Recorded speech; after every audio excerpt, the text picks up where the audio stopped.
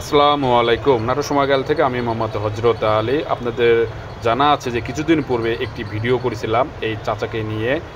এই চাচার বাসা খাদ জমিতে বসবাস করে এবং বৃষ্টি পড়লে টিনের ছিদ্র হওয়া থাকার কারণে বাড়িতে বসবাস করতে পারছিল না, যার পরিপ্রেক্ষিতে একটি ভাই এই দৃশ্যখান দেখে এই বাড়ির যে টিন সেই টিনের অর্থ পাঠিয়েছেন। আজকে এই চাচাকে আমরা টিন কিনে দিয়ে দিলাম ওই ভাইয়ের পক্ষ থেকে, এবং নাম প্রকাশ করতে নিষেধ করার কারণে নামটি প্রকাশ করতে পারলাম না।